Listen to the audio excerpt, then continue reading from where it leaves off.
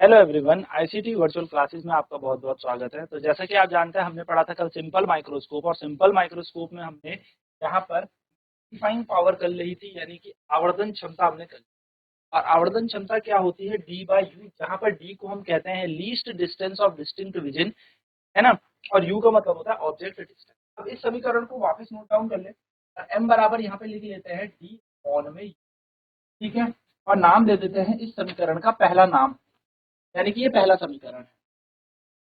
Now apply करते हैं अब lens formula. Applying lens formula, lens सूत्र लगाते हैं। तो लेंस सूत्र लगाते वक्त v का मान हम सभी को पता है। लेंस फॉर्मूला क्या होता है? लेंस का सूत्र होता है हमारे पास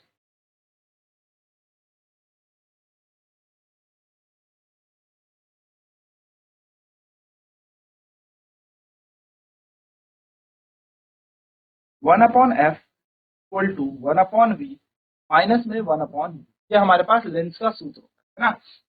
अब आपको क्या करना है इस क्वेश्चन में, यानी कि इस इक्वेशन में v के बराबर माइनस डी रख देते हैं, यानी कि least distance of distinct vision, और u की जगह माइनस यू हम रख देते हैं। तो जैसे ही हमने यहाँ पर ये रखा तो 1/f बराबर आ जाएगा 1/v, यानी कि माइनस डी, माइनस 1 में कितना बन जाएगा? माइनस का 1/f बराबर आ जाएगा माइनस का 1/d, और माइनस हो जाएंगे प्लस 1/u। अब यहाँ से काम करते हैं, कुछ नहीं करते, यहाँ से हम इस समीकरण में 1/u का मान निकालें। तो 1/u का मान बन जाएगा हमारे पास 1/f प्लस 1/, ये हमने बना दिया यहाँ पर u का मान। क्या निकाल दिया हमने यहाँ पर u का मान? कुछ नहीं किया हमने, 1/u को यहीं छोड़ा, और ये माइनस का उधर जाके बन जाएगा प्लस। तो 1/u is equal to 1/f plus 1/d। चलिए जल्दी से इसे नोट करें, फिर आगे बढ़ते हैं।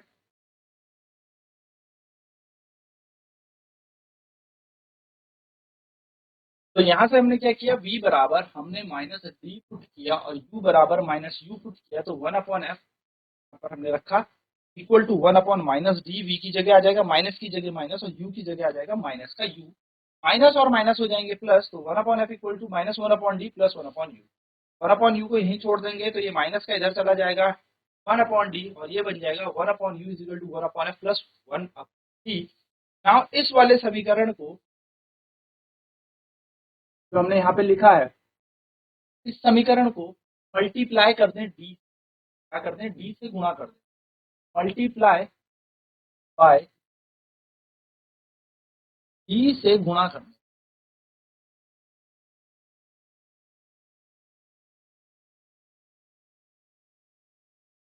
तो जैसे ही डी से गुणा करेंगे ये बन जाएगा d by u equals to d by f plus d upon में। डी से डी कैंसिल हो जाएगा, तो यहाँ आ जाएगा d upon u equals to 1/d by F.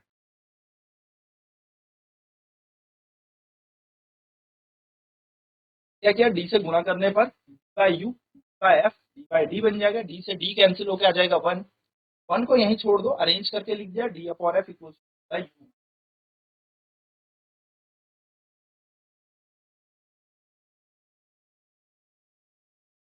तो आप देखेंगे जो हमने समीकरण नंबर पहला माना था वो m बराबर डी बाई यू है, और डी बाई यू हमारा यहाँ पर भी आ गया। फ्रॉम इक्वेशन 1, पहले समीकरण से अगर हम देखें m बराबर डी बाई यू, m बराबर डी बाई यू है, तो यहाँ पर हम लिख देंगे m इक्वल्स टू 1 प्लस की अपॉन में f, ये हमारा मैग्नीफाइंग पावर आ जाएगी, या हम कह सकते हैं आवर्धन क्षमता आ जाएगी simple microscope.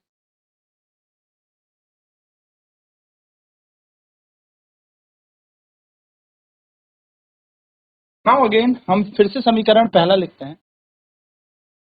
According to equation first,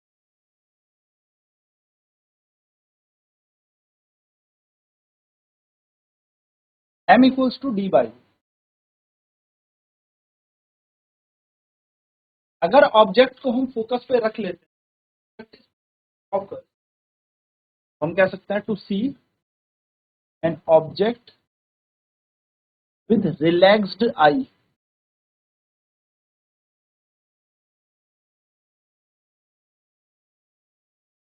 हमें कोई वस्तु को कैसे देखना है, एकदम रिलैक्स आई से देखना है, एकदम आरामदेह आंखों से हमें देखना है, without any stress on our eyes, हमारी आंखों पे कोई स्ट्रेस ना पड़े। तो object should be placed at focus.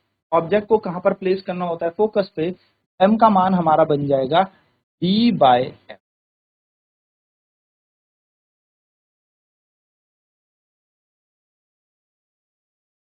तो ये है हमारे पास बेसिकली सिंपल माइक्रोस्कोप की डेफिनेशन।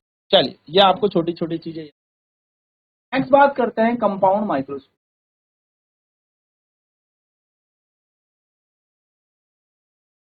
कंपाउंड माइक्रोस्कोप में दो लेंस होते हैं। एक लेंस थोड़ा छोटा लेंस होता है और एक लेंस थोड़ा बड़ा लेंस।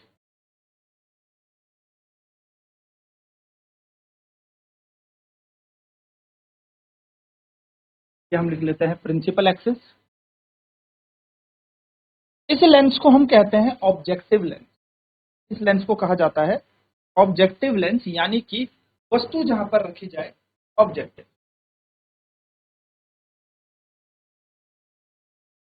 और इस लेंस को कहा जाता है आईपीस, जहां पर हम आई लेंस लगाते हैं या फिर हम अपनी आंख लगाते हैं, है ना। कंबाइंड माइक्रोस्कोप में ऐसे ही देखते हैं, यहाँ पे हम आंख लगाएंगे, दैट इज द आईपीस, जहां पर हम ऑब्जेक्ट को रखेंगे।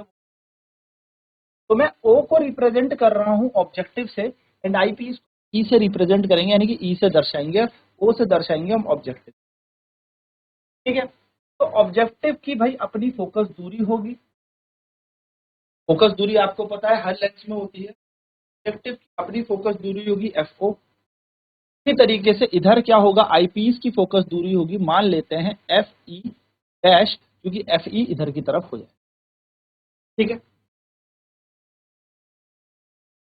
अब क्या किया जाए, वस्तु को रखा जाएगा ऑब्जेक्टिव के पास, यानी कि जिस वस्तु को हमें देखना है, सूक्ष्म वस्तु को हमें देखना है, जिस छोटे से ऑब्जेक्ट को हमें देखना है, उसको हमने कहाँ रख देना है, ऑब्जेक्ट के पास रख। नाम दे देते हैं इस ऑब्जेक्ट का ए बी। ये इस ऑब्जेक्टिव लेंस से कितनी दूरी पर रखा है, यूओ दूरी पर रखा है। यू का मतलब होता है ऑब्जेक्ट डिस्टेंस। यू का मतलब होता है, क्योंकि ऑब्जेक्टिव लेंस से दूर रखा है, तो यूओ, ओ का मतलब ऑब्जेक्टिव लेंस से, ऑब्जेक्टिव लेंस से ऑब्जेक्ट डिस्टेंस। हमें पता है रिफ्रैक्शन होगा। एक राइट, एक लाइट रे जो पैरेलल होती है प्रिंसिपल एक्सिस के, वो कहां से पास होकर चली जाएगी, फोकस से पास होकर चली जाएगी, कुछ इस तरीके से यहां पहुंच। और एक लाइट रे जो ऑब्जेक्ट, जो ऑप्टिकल सेंटर से पास होकर जाएगी, वो सीधे सीधे निकल जाएगी। इमेज बनेगी यहां पर कुछ इस तरीके से, यानी कि इसकी इमेज बन गई ए डैश बी डैश। इस वस्तु की जो इमेज बन गई, इस वस्तु की जो इमेज बन गई, प्रतिबिंब बन गया, वो बन गया ए डैश बी डैश। नाउ ये जो ए डैश बी डैश है, ये हमारे आई पीस के लिए काम करेगा एक ऑब्जेक्ट का।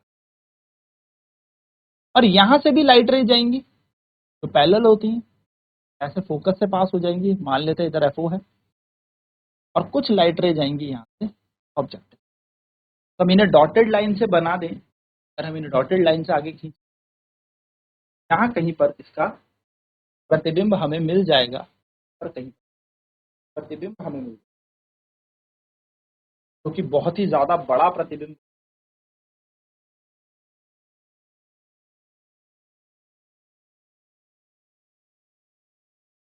नाम दे देते हैं इसका ए double dash,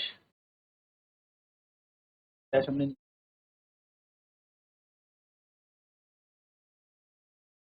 A B, B गर्दन है, सही कर लो, ये बनेगा ए डैश बी डैश, और ये ए डैश बी डैश का बन जाएगा A double dash B double dash A double dash, ये हमारा क्या बन गया, एक फाइनल इमेज बन गई। यानी कि हमारी फाइनल इमेज कहाँ बन जाएगी, यहाँ पर। अगर बात करूं तो ये क्या है, ये एक इमेज का काम कर रहा है, किसके लिए, ऑब्जेक्ट के लिए, तो ये होगा वी ओ फॉर ऑब्जेक्टिव। और ये जो इमेज है किसकी इमेज है, इस ऑब्जेक्ट की, वस्तु का प्रतिबिंब है, ये वस्तु की इमेज है। ये जो इमेज इसके थ्रू बनी वो इसके लिए ऑब्जेक्ट का काम कर रही है। ये जो इमेज यहाँ बनी वो इसके लिए किसका काम कर रही है, ऑब्जेक्ट का। ये जो इमेज यहाँ पर बनी ये इसके लिए कैसा काम कर रही है, ऑब्जेक्ट का। तो ऑब्जेक्ट की दूरी क्या होती है सर, ई। यू मतलब ऑब्जेक्ट की दूरी, ई मतलब आई पीस। और फाइनली जो प्रतिबिंब बना वो कितनी दूरी पे बना है, कितनी दूरी पे बना है, लीस्ट डिस्टेंस। और ये है हमारे कंपाउंड माइक्रोस्कोप का डायग्राम। इस तरीके से हमें एक बहुत बड़ी, अब हमने ज्योमेट्री लेनी है और ज्योमेट्री में एक पॉइंट कट करना है। ध्यान से समझिएगा, ये बहुत इंपॉर्टेंट फैक्टर है, एक पॉइंट कट करना। क्योंकि फाइनल इमेज यहां पर बन रही है, ये पूरा बीटा एंगल जाएगा, पूरा बीटा एंगल जाएगा इसके लिए। अब हमें क्या करना है, ऊंचाई की हाइट ए बी की है उतना ही एक कट ले लेना है, A double dash B triple dash का। सर क्यों लिया, बाय ज्योमेट्री मुझे अल्फा एंगल निकालना। तो जितनी हाइट इस ऑब्जेक्ट की है उतनी ही हाइट मैंने फाइनल इमेज से काटी और क्या किया, एक यहां पर अल्फा एंगल बना। क्योंकि अल्फा किसके साथ एंगल होता है, अल्फा होता है एंगल विद ऑब्जेक्ट, या हम कहते हैं visual angle with object. Alpha का मतलब होता है visual angle with object by unaided eye. बिना किसी यंत्र के जब हम किसी वस्तु को देखते हैं तो उसके साथ जो दृश्य कोण हमारी आंखें बनाती हैं वो है अल्फा। और जब हम यंत्र लगाकर किसी वस्तु को देखें तो उसका प्रतिबिंब जो हमारी आंखों पे दृश्य कोण बनाता है उसको कहते हैं हम बीटा। यह है वो बीटा, यह है वो अल्फा। चलिए, तो ये पूरा का पूरा डायग्राम आपका है कंपाउंड माइक्रोस्कोप का, यानी कि आपका माइक्रोस्कोप के डायग्राम में।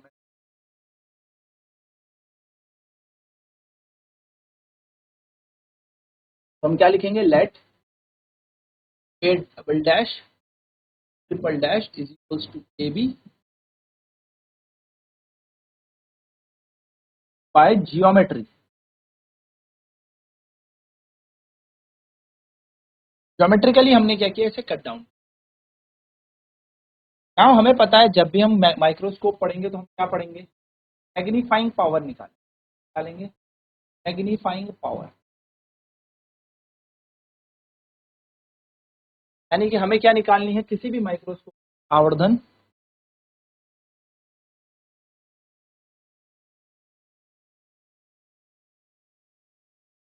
क्षमता। मैग्नीफाइंग पावर हमें क्या, मैग्नीफाइंग पावर का जो फॉर्मूला होता है वो होता है बीटा अपॉन अल्फा।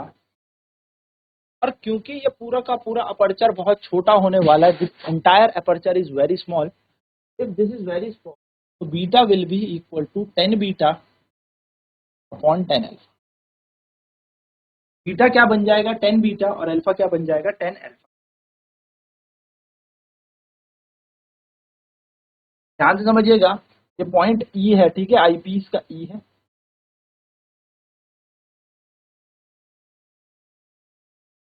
ये पॉइंट ओ है।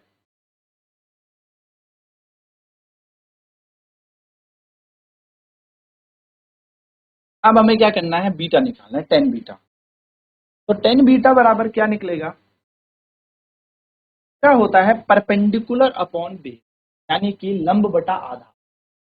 सर अगर परपेंडिकुलर में यहां देखूं तो परपेंडिकुलर क्या होगा, देखो बीटा का परपेंडिकुलर क्या है, ए डबल डैश बी,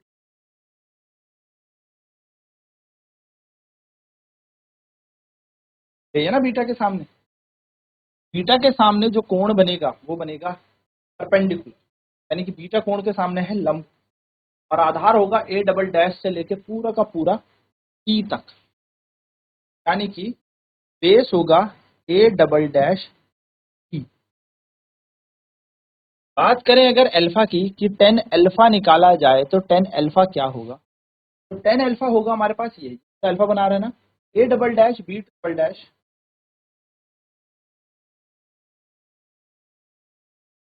और क्योंकि अल्फा एंगल भी यहीं से हम बना रहे हैं तो इसका बेस भी हमारे पास होगा ए डबल डैश।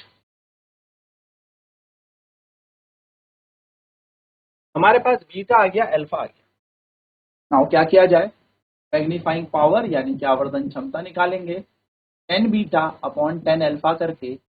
10 बीटा था A double dash B double dash upon A double dash upon में A double dash triple dash upon में ए डबल डैश। हमने क्या किया, अल्फा और बीटा का जो भी मान था वो लगा, एम की जगह एम, सॉल्व कर लेते हैं, A double dash B double dash A double dash गुणा ए डबल डैश ई बटा A double dash B triple dash, ये कैंसिल हो जाएगा। हमारे पास एम का मान आ जाएगा A double dash B double dash upon A double dash B triple dash. Note point यहाँ पर यह है कि ए डबल डैश और बी ट्रिपल डैश किसके बराबर है, ए बी। हमने ज्योमेट्री से इसको इतना काटा, याद है, यानी कि हम यहाँ पर क्या लिख सकते हैं, हम यहाँ पर लिख सकते हैं m बराबर A double dash B double dash upon में, चलिए नोट कर ले फटाफट,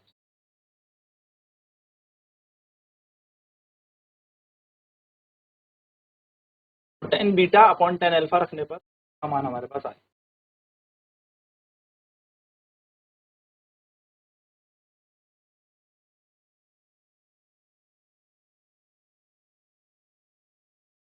ए बी से हमें क्या मिली, एक इमेज मिली ए डैश बी डैश, और ये ए डैश बी डैश क्या करेगा, हमारे लिए एक ऑब्जेक्ट का काम करेगा इसके लिए, आई पीस के लिए, और इसकी फाइनल इमेज क्या मिल गई, A double dash B double dash मिल गई। अब ए बी जितने ऑब्जेक्ट की लेंथ थी, हमने यहाँ पर क्या किया, एक कट डाउन की एक लेंथ, हमें क्या मिले, एक अल्फा एंगल मिल जाए, because alpha is an angle with an object. Alpha किसके साथ कोण है, वस्तु के साथ का कोण है, तो हमें यहाँ से क्या मिल गया, एक वस्तु का कोण मिल गया अल्फा, ठीक है। और हमें बीटा किसके साथ मिलेगा, इमेज के साथ, यानी कि the beta is the angle with the final image, अंतिम या बोल सकते हैं हम फाइनल इमेज हमें मिलेगी, इसके साथ का विजुअल एंगल है बीटा। बस कुछ नहीं करना, बीटा निकाल लेना है। बीटा कैसे निकलेगा सर, तो बीटा, अब देखो राइट एंगल ट्रायंगल के कॉन्सेप्ट याद रखेंगे कि अल्फा के आगे अगर ये एंगल है तो इसके आगे परपेंडिकुलर होता है, लंबी वाली साइड 90 के अपोजिट हाइपोटेन्यूज होती है, ये बेस होता है, यानी कि ये लंब होता है कोण के आगे, आधार होता है हमेशा, और सामने होता है कर्ण, कर्ण हमेशा 90 डिग्री के आगे होगा। तो उसी तरीके से यहाँ पर भी इसको इमेजिन कर लेना है कि बीटा के सामने क्या है, परपेंडिकुलर, हो जाएगा बेस, बिकॉज ये एक 90 का ट्रायंगल बनेगा, स्ट्रेट ही बनेगा ना। चलिए, फिर हमने बीटा बराबर 10 बीटा अपॉन अल्फा बराबर 10 अल्फा रखा, क्या का मान निकाला, 10 अल्फा का मान निकाला, परपेंडिकुलर अपॉन बेस यानी कि लंब बटे आधार, इसके लिए हमारे पास परपेंडिकुलर था A double dash B triple dash बटे ए डबल डैश ई, दोनों को वैल्यूज में लगाया, कट डाउन हो गई ए डबल डैश, ये पूरा कट जाएगा, फाइनली एम का वैल्यू आ जाएगा A double dash B double dash upon A double dash B triple dash. ये आगे हमारी आवर्धन क्षमता। नोट हमने ये देखा था कि हमने we have cutted a length, हमने एक लेंथ काटी थी A double dash B triple dash बराबर ए बी के, और एम का मान यहाँ पर आ जाएगा इसकी जगह A double dash B double dash तो ऐसे रहेगा, इसकी जगह ए बी लिख देंगे।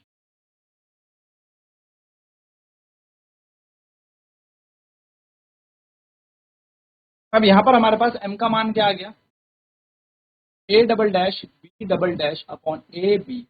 आपने क्या करना है, इस इक्वेशन को मल्टीप्लाई कर देना है, ए डैश बी डैश। सर क्यों मल्टीप्लाई कर रहे हैं, आप देख रहे होंगे ये फाइनल इमेज की हाइट है और ये इनिशियल इमेज की हाइट है। अगर मैं एम निकालूं तो यहाँ बन जाएगा A double dash B double dash upon A B गुणा ए डैश बी डैश बटा ए डैश बी डैश। क्या ही फर्क पड़ जाएगा, कट सकते हैं, कुछ भी नहीं बचेगा।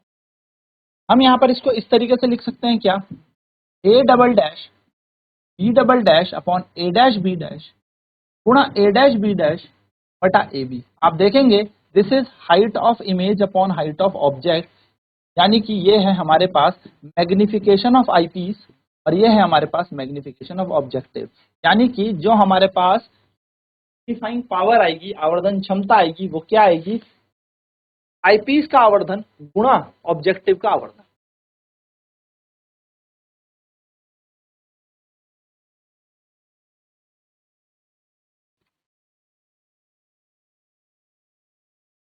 तो ये है basically magnifying power of eyepiece